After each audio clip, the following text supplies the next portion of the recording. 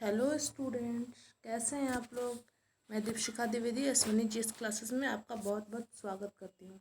तो बच्चों, आज का हमारा जो क्विज होगा, एक आपको हिस्ट्री के आज का मॉक मिला होगा और एक और आज हम क्लास आपका लेने जा रहे हैं। शाम शाम तक आपको ये क्लास अवेलेबल होगी। आज शाम तक अर्थव्यवस्था से, हमारे पॉलिटी से कुछ क्वेश्चंस होंगे। ऐसे क्वेश्चंस जो हमारे एग्जाम में आने वाले होंगे, क्वेश्चंस इंपॉर्टेंट क्वेश्चन को हम आज देखेंगे।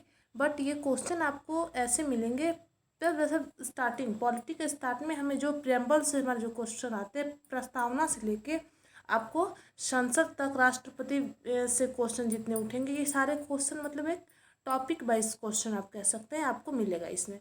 तो कुल 70-75 क्वेश्चन का सीरीज रहेगा। ये 3 पार्ट में या 2 पार्ट में, जैसे मुझे अच्छा लगे। ज़्यादा वीडियो लंबा ज़्यादा ना हो, ज़्यादा देखते हुए 2 या 3 भाग में मैं करके ये पॉलिटी के क्वेश्चन आपको मैं दे दूंगी।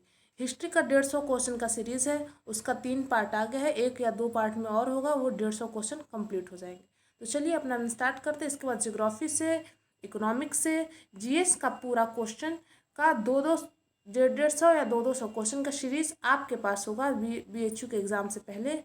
और 2-4 दिनों के बाद बीएचयू में, बीएड में जो 25 या 30 नंबर के कह लीजिए आते हैं क्वेश्चन टीचिंग से, टीचिंग एप्टीट्यूड से, तो उससे भी मैं टॉपिक वाइज 4-5 टॉपिक को ज़रूर इंपॉर्टेंट जहाँ से आते हैं क्वेश्चन, उसको मैं चर्चा करना चाहूँगी, आपके साथ क्वेश्चन शेयर करूँगी। तो चलिए अपना हम क्लास स्टार्ट करते हैं। हमारा फर्स्ट क्वेश्चन क्या कहता है, हमारे स्क्रीन पर देखिएगा। 1 मिनट। हाँ देखिए, ये थोड़ा सा आपको प्रॉब्लम कर रहा होगा दिखने में, लेकिन मैं आपको पढ़ती हूँ क्वेश्चन, आप ध्यान से सुनिएगा।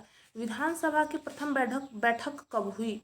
तो देखिए बच्चों, हमारा देश आज़ाद हुआ था, प्रियम्बल बना था, हमारा देश आज़ाद हुआ था, हमारे देश का संविधान लिखा गया।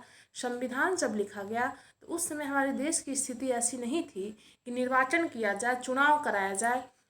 मता जो हमारे भारत के नागरिक थे उनके द्वारा चयन किया जाए, उम्मीदवारों का चयन किया जाए। हमारे देश की स्थिति उस समय ऐसी नहीं थी कि उम्मीदवारी दी जाए, और हमारे जो नागरिक थे भारत के, उनके पास इतनी लोगों के पास नहीं थी कि वो अपना सही गलत का पहचान कर लेते कि कौन नेता हमारा बनेगा जो हमारे संसद में जाएगा। तो क्या किया गया, जो लोग पहले हमारे संविधान बनाने में भाग लिए थे, उन्हीं को कुछ अच्छे अच्छे पोस्ट देके अंतरिम सरकार में उसको बदल दिया गया। संविधान सभा को डिसॉल्व करके किसने बदल दिया गया, ये भी क्वेश्चन उठता है। तो अंतरिम सरकार में बदल दिया गया, और ये कब किया गया, ये भी क्वेश्चन पूछता है। तो यही आपसे क्वेश्चन पूछ रहा है, विधानसभा की प्रथम बैठक कब हुई, यही क्वेश्चन आपका पूछ रहा है कि 1947 में जब भारत आज़ाद हुआ तो वो जो विधानसभा का गठन हुआ, संसद बना, सॉरी, क्या संविधान बनाने के लिए जो सभा बनाई गई, उससे पहले आप देखेंगे कि कुल सीट थे, उसमें चार चीफ कमिश्नरीज थी। 296 हमारे 296 में 4 चीफ कमिश्नरी थी जो अंग्रेज़ों के अधीन थी।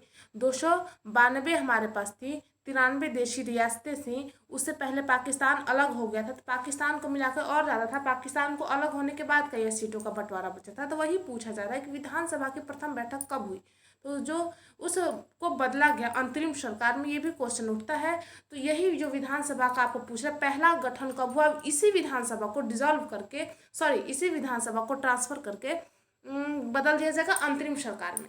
तो आपका अभी क्वेश्चन है, विधानसभा का प्रथम बैठक कब हुआ। तो ऑप्शन आपको दिखाई दे रहे होंगे, आपके स्क्रीन पे है। ऑप्शन देखिए, पहला है 9 दिसंबर 1946, दूसरा है 11 दिसंबर 1946, 13 दिसंबर 1946, और चौथा है 21 दिसंबर 1946। तो फर्स्ट का हमारा आंसर क्या हो जाएगा। फर्स्ट क्वेश्चन आप देख लिए होंगे, अब इसका आंसर मैं आपको बताऊंगी। एक क्वेश्चन हो जाएगा 9 का, एक क्वेश्चन हो जाएगा, यानी कि 9 दिसंबर 1946 को प्रथम बैठक किया गया। इसमें आप ये भी कह सकते हैं कि संविधान सभा, जब संविधान का निर्माण होने लगा, संविधान सभा बनाया गया, कोई किन किन व्यक्तियों के द्वारा किन के विचारों को लेकर संविधान बनाया जाएगा। तो पहला बैठक हुआ 9 दिसंबर को, दूसरा हुआ 11 दिसंबर को, और तीसरा हुआ 13 दिसंबर को। और 13 दिसंबर को क्या हुआ, तो नेहरू जी ने उद्देशिका का प्रस्ताव रखा, और वो पास कब हुआ ये आप बताएंगे हमें कमेंट बॉक्स में। जो नेहरू जी ने उद्देशिका का प्रस्ताव रखा भारत के संविधान को बनाने में, प्रस्तावना जो हम पढ़ते हैं प्रेम्बल जिसे कहते हैं, उसका प्रस्ताव किसने रखा था? नेहरू जी ने रखा। सर्वप्रथम उसको किसने उठाया था, ये भी मैं आपको बताऊंगी। और इस प्रस्ताव को अनुमति कब दी, इसको सब लोग सपोर्ट कब से किए, ये आप हमें कमेंट बॉक्स में कमेंट करके ज़रूर बताएंगे बच्चों।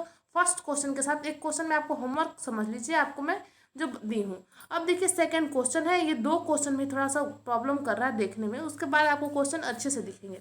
देखिए सेकेंड क्वेश्चन, विधानसभा के अस्थायी अध्यक्ष के रूप में किसे नियुक्त किया गया?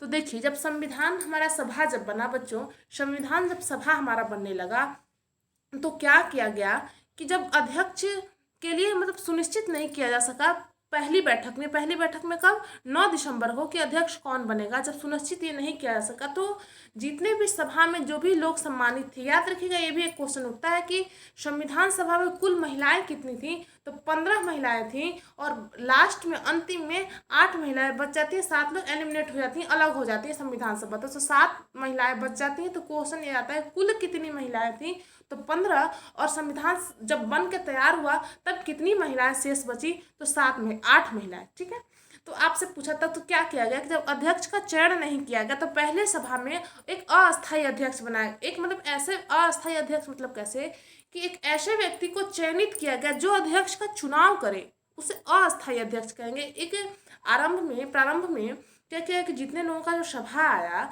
उसमें से जो बुजुर्ग पर्सन थे, सबसे एजेड, सबसे अधिक उम्र के जो अनुभवी व्यक्ति के रूप में सच्चिदानंद सिन्हा जी को, या आंसर हमारा सच्चिदानंद सिन्हा हो जाएगा, तो सच्चिदानंद सिन्हा जी को उठाया गया कि आप किसका चयन करेंगे, तो आप अध्यक्ष का चयन करेंगे, आप बताएंगे कि हमारा जो संविधान बनेगा उसका अस्थायी अध्यक्ष कौन होगा। तो सच्चिदानंद सिन्हा जी को अस्थायी अध्यक्ष बनाया गया क्योंकि उन्होंने अस्थायी अध्यक्ष का चयन करने के लिए उन्हें बनाया गया था। तो अस्थायी अध्यक्ष डॉक्टर सच्चिदानंद सिन्हा, संविधान सभा का अस्थायी अध्यक्ष डॉक्टर राजेंद्र प्रसाद और प्रारूप समिति का अध्यक्ष डॉक्टर भीमराव अंबेडकर जी। ठीक है, क्वेश्चन यहाँ से आपके 3 या 4 क्वेश्चन जरूर क्लियर होंगे, मुझे आशा है। मैं थर्ड क्वेश्चन की ओर चलूंगी। तीसरा क्वेश्चन क्या कहता है, देखिए थर्ड क्वेश्चन है, देखिए मैंने अभी बताया वही क्वेश्चन आपको मिल गया। मैं क्वेश्चन ये देखी भी नहीं थी, आपको बताने से पहले मैं बताऊं कि क्वेश्चन को मैं ऐसे देख के आती हूँ, आंसर उसका मैं याद करके या सोच के ऐसा नहीं आती हूँ। कभी कभी ऐसा आप देखते होंगे मैं फंस भी जाती हूँ पढ़ाते समय, कभी कभी आप ऐसा नोटिस करते होंगे कि मुझे कभी कभी ऐसा होता है कि याद नहीं आता है।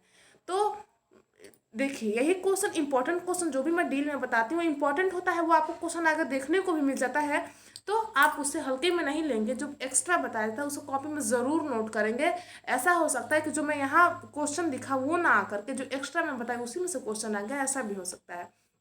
देखिए थर्ड क्वेश्चन है, प्रारूप समिति के अध्यक्ष थे BN राव, JB कृपलानी, वल्लभ भाई पटेल, भीमराव अम्बेडकर। तो मैंने अभी बताया कि प्रारूप समिति मतलब ड्राफ्टिंग कमेटी मतलब प्रारूप पेपर जैसे मॉडल पेपर होता है ना, तो वही ड्राफ्टिंग कमेटी जो संविधान सभा के लिए किया गया था। BN राव जो थे, BN राव ने एक ड्राफ्टिंग समिति का चयन किया और क्या किया, कुल 60 देशों के संविधान को कॉपी करके कुछ उसमें से अच्छाइयों को कलेक्ट किया, तो ड्राफ्टिंग कमेटी का फिर निर्माण किया। क्यों, तो उस पर बात करने के लिए। तो आपको पूछा जाए कि ड्राफ्टिंग कमेटी का अध्यक्ष कौन बना, तो भीमराव अंबेडकर। और कुल कितने सदस्य थे, तो अध्यक्ष को लेके 8 सदस्य थे, अध्यक्ष को लेके 7 सदस्य थे और कुल सदस्यों की संख्या 6 थी और अध्यक्ष समेत 7 सदस्य थे। एकदम क्लियर है बात, बिल्कुल। अब नेक्स्ट क्वेश्चन की ओर चलेंगे। फोर्थ क्वेश्चन हमारा क्या कहता है, फोर्थ क्वेश्चन आप देखेंगे, चौथा क्वेश्चन लीजिए। अब आपको क्वेश्चन जूम मिलेगा और अच्छे से मिलेगा, 2-3 क्वेश्चन तो डिस्टर्ब कर रहे थे। तो फोर्थ क्वेश्चन है, संविधान सभा के अस्थायी अध्यक्ष थे। अब ये भी क्वेश्चन आ गया, ये क्वेश्चन में भी मैंने भी आपको पहले बताया है। तो राजेंद्र प्रसाद, डॉक्टर राजेंद्र प्रसाद। देखिए जो डॉक्टर मुंशी KN मुंशी थे और TM कृष्णा है, कृष्णमाचारी हैं, KM मुंशी थे, तो ये सब कौन थे, तो ये सब जो ड्राफ्टिंग कमेटी बना था ना उसके 6 सदस्य थे। कुल सदस्यों की संख्या तो 7 है, अध्यक्ष समेत मतलब 7, और बस सदस्यों की संख्या तो 6। ठीक है, ये भी क्वेश्चन आता है कि ड्राफ्टिंग समिति में कितने अध्यक्ष थे। देखिए ये ड्रॉ हो गया, सीरियस करते हैं और नेक्स्ट क्वेश्चन की ओर बढ़ते हैं। 5th नंबर क्वेश्चन है, क्वेश्चन यहाँ है, ऑप्शन उधर मिलेगा, परेशान नहीं होंगे। 5वां क्वेश्चन है, संविधान सभा ने अंतिम रूप में संविधान को कब पारित किया। तो देखिए संविधान जब बन के तैयार हुआ, तो संविधान जब बनाया गया ड्राफ्टिंग कमेटी के द्वारा, तो उसे सभा में रखा गया, संविधान सभा में रखा गया। किसके जब जब देखिए संविधान सभा जो हुआ, एक बड़ी कमेटी हुई, उसके अंदर थी ड्राफ्टिंग कमेटी। तो सबसे बड़ी कमेटी कौन सी हो गई, तो संविधान सभा। और ड्राफ्टिंग कमेटी संविधान जब बना लिया, जब 60 देशों का BN राव, विनेगर नरसिंहम राव उनका पूरा नाम है, तो वो जब संविधान इकट्ठा 60 देशों से संविधान का कुल सार एक तरह से कह सकते इकट्ठा करके लाए, तो उस पर अध्ययन किसने किया, तो भीमराव अम्बेडकर, उनके साथ 6 और लोग थे, तो उन्होंने किया और उसको संविधान सभा के आगे रखा।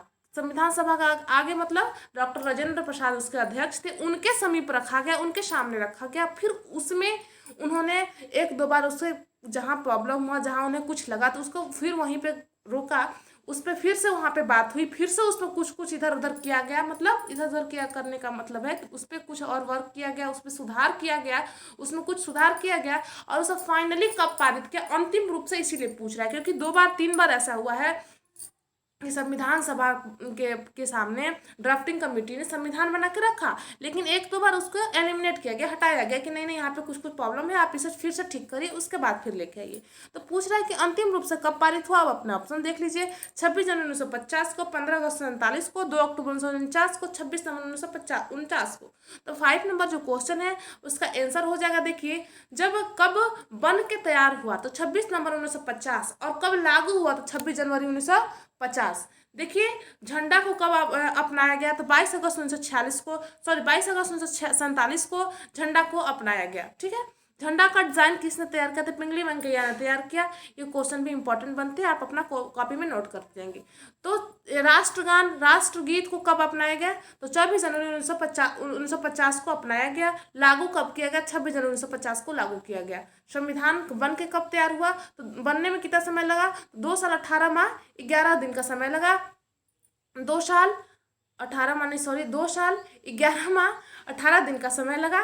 ठीक है, 2 साल 11 माह 18 दिन का समय लगा संविधान को बनने में, और बन के तैयार हो गया 26 नवंबर 1949 को। कुछ कुछ चीज़ें लागू हो गई उसी समय ही, और लेकिन पूर्णतः अंतिम रूप से 26 जनवरी 1950 को लागू हुआ। बिल्कुल क्लियर रखेंगे बात, यहाँ पर कोई कन्फ्यूजन क्रिएट नहीं होना चाहिए, क्योंकि ऐसे ही क्वेश्चन पूछे जाते हैं, बिल्कुल बेसिक क्वेश्चन। तो मैं इसे जूम करूँगी और इसको इधर, ठीक है।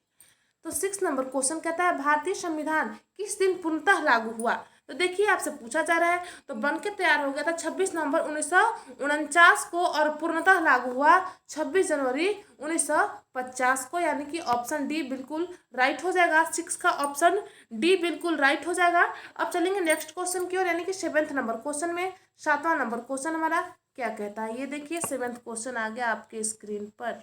थोड़ा कम जूम करेंगे ताकि ऑप्शन देख सके। ठीक है, भारत कब गणतंत्र बना, तो देखिए स्वतंत्रता दिवस अभी अभी बीत के गया है, अभी अभी बीता है स्वतंत्रता दिवस। तो 15 अगस्त को स्वतंत्रता दिवस मनाई जाती है, और 26 जनवरी को गणतंत्रता दिवस मनाया जाता है। तो गणतंत्र कब बना, तो एकदम आसान की बात है, 26 जनवरी 1950 को भारत गणतंत्र हुआ, यानी कि ऑप्शन सी यहाँ हमारा बिल्कुल राइट हो जाएगा। पेन तो सेलेक्ट नहीं किया, ठीक है, ऑप्शन सी यहाँ बिल्कुल राइट हो जाएगा। इसमें चर्चा करने की कोई विषय नहीं है, इस क्वेश्चन पर ज़्यादा समय नहीं देना चाहिए। चलिए नेक्स्ट क्वेश्चन की ओर। नेक्स्ट क्वेश्चन क्या कहता है, 8 नंबर क्वेश्चन है, भारतीय संविधान के किस भाग को उसकी आत्मा की संज्ञा दी गई है।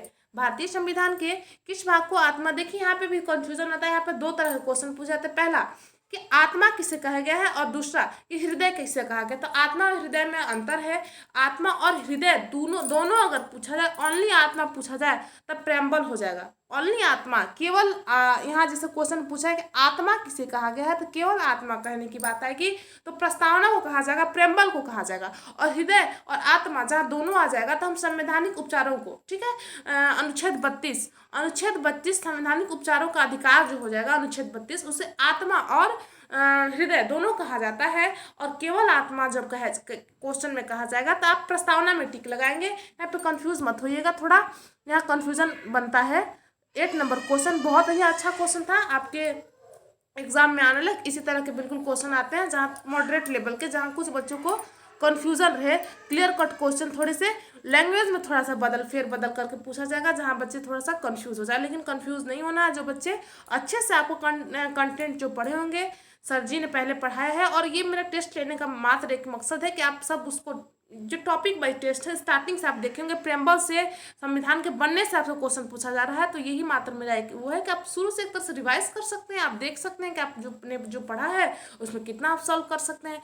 तो 9 नंबर क्वेश्चन देखिए, संविधान सभा ने राष्ट्रीय गान को कब स्वीकार किया? देखिए बिल्कुल मैंने ये अभी अभी आपको क्वेश्चन बताया है, ये क्वेश्चन पूछा गया है और आप को विश्वास करना ही पड़ेगा कि मैंने ये देखा नहीं था कि ये क्वेश्चन भी आपके ये में आ रहा है। बस मैंने पीडीएफ बना के रखा था क्वेश्चन का सीरीज का और आपको पढ़ाने चली, तो ये क्वेश्चन मैं आपको बताई हूँ। आप बताइए, ये बताया हुआ क्वेश्चन है ना। तो 9 नंबर क्वेश्चन का इसको अब और कुछ बताने की आवश्यकता नहीं है, फर्स्ट ऑप्शन बिल्कुल राइट हो जाएगा। ऑप्शन है 24 जनवरी 1950 को। 10वां नंबर क्वेश्चन देखिए, 10 नंबर क्वेश्चन क्या कहता है, भारतीय नागरिक को प्राप्त मूल अधिकारों की संख्या कितनी है? तो देखिए यहाँ पे दो बातें उठती हैं। जब भारत का संविधान बन के तैयार हुआ तो भारत के नागरिकों को मूल अधिकार देने की प्रथा कहाँ से ली गई? तो देने के लिए ये जो फॉर्म बनाया गया कि मूल अधिकार भी देना चाहिए नागरिकों को, तो ये यूएसए से लिया गया। और सर्वप्रथम मूल अधिकार किस देश के नागरिकों को प्राप्त हुआ? तो ब्रिटेन के नागरिकों को सर्वप्रथम मूल अधिकार प्राप्त हुआ, जिसे मैग्ना कार्टा के नाम से जाना जाता है। तो भारतीय संविधान का मैग्ना कार्टा किसे कहा जाता है? तो अनुच्छेद 32 को संवैधानिक उपचारों का अधिकार जो है उसे भारतीय संविधान का मैग्ना कार्टा कहा जाता है। और देखिए भारतीय नागरिकों को प्राप्त मूल अधिकारों की संख्या जब संविधान बना था तो 7 था, लेकिन अभी के समय में संपत्ति के अधिकार को हटाकर वहां से संविधान में 42वां संशोधन करके, संविधान में 42वां संशोधन करके संपत्ति के अधिकार को हटा दिया गया और अभी मात्र हमारे पास कुल 6 मूल अधिकार बचते हैं। हमारे पास कुल 6 मूल अधिकार बचते हैं। मूल अधिकारों की चर्चा भाग 3 में की गई है और अनुच्छेद 5 से लेके 12 तक, ठीक है। अनुच्छेद 5 से लेके 12 तक, क्या मैं सही बोल रही हूँ? 5 से लेके, नहीं आई एम रॉन्ग, 5 से लेके 28, 29, 30, 31 तक, ठीक है। 5 से लेके 31 तक, 5 से लेके 31 तक नहीं, 14 से लेके 31 तक थोड़ा कन्फ्यूजन था बच्चों, उसके लिए मैं माफ़ी चाहूँगी। हमारे पास मूल अधिकार को 6 प्रकार के हैं। स्वतंत्रता का अधिकार, समता का अधिकार, धर्म की स्वतंत्रता का अधिकार, शैक्षणिक स्वतंत्रता का अधिकार और समानता का अधिकार, ठीक है। और एक और है जीवन जीने का अधिकार, ठीक है। तो देखिए हमारे संविधान में जो प्रेस है इनके बारे में नहीं कहा गया है, प्रेस की स्वतंत्रता के लिए नहीं कहा गया है, लेकिन 19वां जो हमारा 19वां जो अनुच्छेद में जो अधिकार लिखे गए हैं, बोलने का अधिकार, अभिव्यक्ति की स्वतंत्रता का अधिकार, तो उसी में प्रेस की स्वतंत्रता का अधिकार को भी ऐड किया गया है। तो अभी कितने हो गए हैं? तो कुल 6 अधिकार हो गए हैं और मैं इससे रिलेटेड और भी चीज़ें थी तो वो भी मैं आपको चर्चा कर देंगे। फटाफट क्वेश्चन करेंगे, समय ज़्यादा बीत गया है। संपत्ति के अधिकार को किस संविधान में से हटा दिया गया है? तो 42वां संशोधन करके, मैंने अभी अभी आपको बताया कि 42वां संशोधन करके संपत्ति के अधिकार को हटा दिया गया है 42 अमेंडमेंट करके। नहीं सॉरी, 42 नहीं है, 44 होना चाहिए। आप एक बार देख लेंगे, मैं थोड़ा सा यहाँ कन्फ्यूज हूँ। 44 होना चाहिए मेरे अनुसार, ठीक है।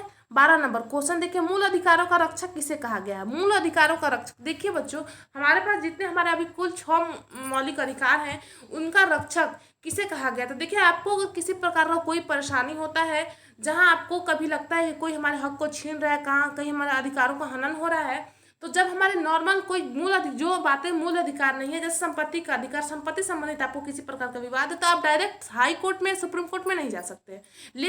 लेकिन जहां आपके मूल अधिकारों का हनन हो रहा हो, जहां आपके मूल अधिकारों का हनन हो रहा हो, उसके विपक्ष में, उसके विरोध में आप डायरेक्ट हाई कोर्ट में या डायरेक्ट सुप्रीम कोर्ट में जा सकते हैं। इसीलिए मूल अधिकारों का रक्षक किसे कहा गया है? तो हाई कोर्ट को और सुप्रीम कोर्ट को। ऑप्शन सी यहाँ हो जाएगा बिल्कुल राइट। कुल 5 प्रकार के रीट होते हैं, जिन रीटों के माध्यम से हाई कोर्ट और सुप्रीम कोर्ट हमारे मूल अधिकारों से हमारे मूल अधिकार हमें दिलाता है। तो मूल अधिकारों का रक्षक किसे कहा गया है?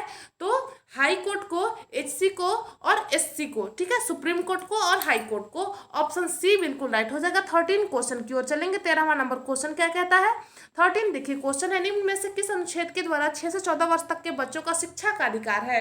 तो शिक्षा का अधिकार मूल अधिकार माना जाता है, शिक्षा का अधिकार मूल अधिकार माना जाता है। और 13 का क्वेश्चन आंसर क्या हो जाएगा? तो अनुच्छेद 21 21 का ए में कहा गया है 21 का ए में कहा गया है कि 6 से 14 वर्ष के बच्चों के लिए शिक्षा का जो अधिकार होगा वो मूल अधिकार में उन्हें राज्यों को ये अधिकार उनके मौलिक अधिकार होंगे। उन्हें उनके माता पिता यानी कि बच्चों के माता पिता को जो 6 साल से 14 साल की उम्र तक है उन्हें पढ़ाना ही पड़ेगा, वो उनका मौलिक अधिकार है। इसके खिलाफ वो कोर्ट में जा सकते हैं, डायरेक्ट सुप्रीम कोर्ट में जा सकते हैं। तो ऑप्शन सी हमारा बिल्कुल राइट हो जाएगा। मुझे आशा है कि आप सारे इस सब क्वेश्चन का आंसर दे पा रहे होंगे। क्वेश्चन बिल्कुल आसान है, आपके पढ़े हुए क्वेश्चन है। अब आप स्कोरिंग करके बताएंगे आपको कितने स्कोर हुए, और जो बच्चे नहीं कर पा रहे होंगे तो वो क्वेश्चन जो बच्चे आप बताएंगे लेवल देख के आपको क्वेश्चन कैसा लगा, कमेंट करके फीडबैक हमें ज़रूर देंगे, ताकि नेक्स्ट क्लास में इससे भी अच्छा, मुझसे जितना बेटर हो सके मैं आपको देने का प्रयास करूंगी। 14 क्वेश्चन है, लोक कल्याणकारी राज्य की अवधारणा किसमें निहित है? लोक कल्याणकारी राज्य की अवधारणा किसमें निहित है? मूल अधिकार में, राज्य के निश्चित तत्व में, मूल कर्तव्य में, सर्वोच्च न्यायालय में। तो देखिए यहाँ पे देखिए सर्वोच्च न्यायालय कोई बात नहीं है, मूल कर्तव्यों का कर्तव्य नहीं है। लोक कल्याणकारी राज्य की अवधारणा किसमें रिलेटेड है? तो राज्य की नीति निर्देशक तत्व अनुच्छेद 32 से रिलेट करते हैं, जिसे संविधान का हृदय कहा जाता है। अनुच्छेद 32 यह बिल्कुल राइट हो जाएगा। ऑप्शन बी देखिए, मूल कर्तव्यों को कहाँ लिया गया? तो भारत जब हमारा बना था तो हमारे संविधान में मूल कर्तव्य थे नहीं, उन्हें जोड़ा गया है। सरदार स्वर्ण सिंह समिति के सिफारिश पर भारत के संविधान में मूल कर्तव्यों को जोड़ा गया है। इसे रशिया के संविधान से अडॉप्ट किया गया है। चलिए 14 नंबर क्वेश्चन हो गया। 15 नंबर क्वेश्चन में चलेंगे। 15 नंबर क्वेश्चन हमारा क्या कहता है? संविधान का अनुच्छेद 40 राज्य को निर्देश देता है कि वो समान कार्य के लिए समान वेतन दे, निर्धारित करे, पर्यावरण की रक्षा करे, ग्राम पंचायतों का संगठन करे, लोक कल्याणकारी राज्यों की स्थापना करे। देखिए संविधान का जो अनुच्छेद 40 है, इसे गांधी जी ने इस अनुच्छेद 40 में जो लिखा गया है, इसको किसने, ये गांधी जी के विचारों पर निर्देशित है। गांधी जी के विचार थे कि अनुच्छेद 40 में ये गांधी जी का मतलब उनका कहना था कि संविधान में ग्राम पंचायतों को ग्राम को स्वरोजगार की भावना को जागृत करने के लिए, पर्यावरण की रक्षा के लिए, गाँव में ग्राम पंचायतों की स्थापना के लिए, संगठन के लिए वो चाहते थे कि उनके संविधान में इसको भी लिखा जाए, ताकि इसके फिर बाद में लागू कराया जा सके ग्रामीण जो क्षेत्र हैं उन्हें ऊंचा उठाने के लिए। तो ये पहले आपसे ऐसा भी क्वेश्चन पूछ सकता है कि जो अनुच्छेद 40 में निर्देशित जो वाक्य है, तो वो उसे किसके आदेशों पर रखा गया है, किसके कहने पर, किसके सिफारिश पर? तो गांधी जी के सिफारिश पर रखा गया है। और इसमें क्या है? तो ग्राम पंचायतों का संगठन करना अनुच्छेद 40 में लिखा गया है। ये गांधी जी का आदेश है, गांधी जी का अनुशंसा पर। 15 का ऑप्शन सी बिल्कुल राइट हो जाएगा। 16 नंबर क्वेश्चन चलेंगे। 16 नंबर क्वेश्चन देखिए क्या कहता है। 16 क्वेश्चन 16 आ गया। संविधान के मूल कर्तव्यों को शामिल करने की प्रेरणा किस देश से के संविधान से लिया गया? मैंने देखिए अभी आपको बताया, ये रशिया के संविधान से लिया गया है। अभी मैंने आपको बताया कि मूल कर्तव्य हमारे देश के संविधान में नहीं थे, इसे ऐड किया गया है बाद में। कहाँ से ऐड किया गया? तो रशिया के संविधान से अडॉप्ट किया गया है मूल कर्तव्यों को। और मूल अधिकारों को कहाँ से लिया गया है? तो यूएसए के संविधान से। देखिए 17 क्वेश्चन क्या कहता है? संविधान में मूल कर्तव्यों की कुल संख्या कितनी है? तो मैंने आपको बताया कि अधिकारों की संख्या कितनी है, उसी प्रकार से कर्तव्यों की भी संख्या है। तो 16 का हमारा आंसर ऑप्शन ए हो जाएगा। यानी कि हमारे भारत के हर एक नागरिक को जैसे 6 प्रकार के अधिकार उन्हें प्राप्त है, तो उनकी कुछ कर्तव्य भी हैं, उनकी कुछ उत्तरदायित्व भी है अपने देश के प्रति। तो कुल 10 कर्तव्य हैं, कुल 10 मूल कर्तव्य हैं, जिनका पालन करना हर एक हिंदुस्तानियों का, हर एक भारतीयों का कर्तव्य है, उनके मूल कर्तव्य हैं। ठीक है, तो कुल 10 हैं, याद रखिएगा। हम फटाफट क्वेश्चन को लेकर चल रहे हैं, कम से कम 20 क्वेश्चन तो होने चाहिए ना। तो देखिए 18 का क्वेश्चन क्या कहता है? संविधान में मूल कर्तव्यों को किस प्रकार की समिति के अनुशंसा के आधार पर शामिल किया गया है? अब बताइए, क्वेश्चन आया ना, तो मैंने आपको अभी बताया कि स्वर्ण सिंह समिति के अनुशंसा पर भारतीय संविधान में मूल कर्तव्यों जिनकी संख्या 10 है उनको शामिल किया गया। इसे रशिया के संविधान से अडॉप्ट किया गया है। 19 नंबर क्वेश्चन है, भारतीय संघ की शक्ति किसमें निहित है? भारतीय संघ की शक्ति किसमें निहित है?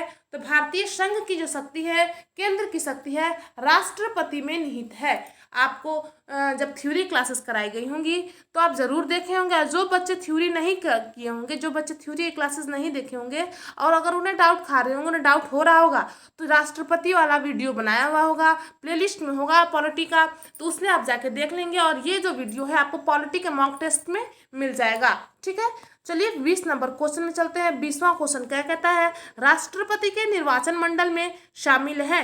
देखिए, राष्ट्रपति का और उपराष्ट्रपति का चुनाव कैसे होता है, तो एकल संक्रमणीय मतलब पद्धति के आधार पर राष्ट्रपति उपराष्ट्रपति दोनों का चुनाव होता है। राष्ट्रपति के चुनाव में कौन कौन शामिल होता है, उपराष्ट्रपति के चुनाव में कौन कौन शामिल होता है, मैं दोनों चीज बताऊंगी। तो उपराष्ट्रपति के चुनाव में राज्यसभा और लोकसभा के केवल निर्वाचित सदस्य, लोकसभा राज्यसभा के केवल निर्वाचित सदस्य, क्योंकि आपको पता होगा कि लोकसभा में 2 और राज्यसभा में 12 कुल ऐसे सदस्य होते हैं जिन्हें निर्वाचित नहीं किया जाता है, उन्हें चुना नहीं जाता, जनता के द्वारा नहीं चुना, तो वो डायरेक्ट आते हैं। कैसे, कहाँ से आते हैं, तो खेल से, कला के, विज्ञान के, साहित्य के क्षेत्रों से उन्हें चुनकर जो उत्कृष्ट कार्य करते हैं अपने आर्ट के क्षेत्र में या साहित्य के क्षेत्र में, विज्ञान प्रौद्योगिकी के क्षेत्र में, तो उन्हें संसद में चुनकर लाया जाता है। तो वो निर्वाचित नहीं होते हैं ना, वो चुने गए होते हैं, वो चयनित किए हुए होते हैं। तो केवल निर्वाचित सदस्य राष्ट्रपति के चुनाव में भाग लेते हैं, निर्वाचन मंडल में भाग लेते हैं, और वही सदस्य, हम डायरेक्ट तो राष्ट्रपति को नहीं चुनते हैं ना, तो वही सदस्य जो 20 राज्यसभा लोकसभा में हमारे द्वारा चुने गए सदस्य राष्ट्रपति का चुनाव में भाग लेते हैं। तो आप कह सकते हैं कि राष्ट्रपति का जो चुनाव होता है वो इनडायरेक्ट होता है। ठीक है, अप्रत्यक्ष रूप से होता है, क्योंकि उसमें जनता की डायरेक्ट भागीदारी नहीं होती है। तो आपसे क्वेश्चन में यही पूछ रहा। अब देखिए, उपराष्ट्रपति का जब चुनाव होगा तो दोनों सदनों के और विधान परिषद के, दोनों सदनों के कुल सदस्य, निर्वाचित सदस्य नहीं, कुल सदस्य, मतलब जो चयनित भी हैं, जो चयन किए गए हों, जो डायरेक्ट से आए हैं, जो प्रत्यक्ष रूप से चुन के नहीं आए हैं, जिन्हें लाया गया है, उनके किस कोटे से, तो या फिर कला के क्षेत्र से लाया गया है, साहित्य के क्षेत्र से लाया गया है, या फिर कला है, साहित्य है, या विज्ञान प्रौद्योगिकी के क्षेत्र से लाया गया है, तो वो सदस्य भी भाग लेते हैं उपराष्ट्रपति के चुनाव में। लेकिन जब राष्ट्रपति का चुनाव होगा तो केवल चयनित सदस्य ही लाएंगे। देखिए, आप ऑप्शन आपने देख पा रहे होंगे, आपका ऑप्शन क्या कह रहा है, आप देख पा रहे होंगे।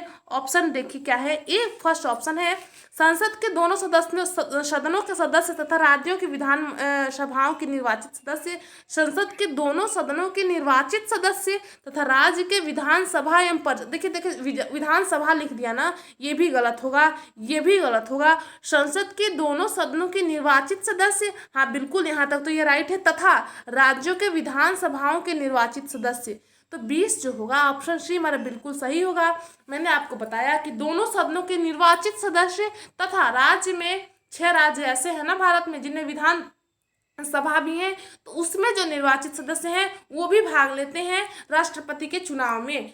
केवल निर्वाचित सदस्य भाग लेते हैं राष्ट्रपति के चुनाव में, और उपराष्ट्रपति के चुनाव में निर्वाचित भी लेते हैं, कुल सदस्य भाग लेते हैं। ठीक है, तो 20 का ऑप्शन सी बिल्कुल राइट हो जाएगा। तो आज के लिए हमारा क्लास इतना ही, क्योंकि समय कुछ ज़्यादा हो गया। मिलते हैं नेक्स्ट वीडियो में पॉलिटी के नेक्स्ट मॉक में। तब तक आपने हिस्ट्री का अगर नहीं किया होगा तो हिस्ट्री के मॉक को भी आप टेस्ट दीजिए, और पॉलिटी का उसके बाद दीजिए। आपका जीएस पूरा कंप्लीट होगा। बीएचयू बीए के लिए या बीएचयू बीएड के लिए आप बिल्कुल प्रिपेयर होंगे। जीएस के सारे क्वेश्चन आपको कराया जाएंगे, टॉपिक वाइज आपको क्वेश्चन कराया जा रहे हैं। वीडियो को प्लीज़ आप लोग लाइक करिएगा, शेयर करिएगा, सब्सक्राइब करिएगा। तो आज के लिए इतना ही।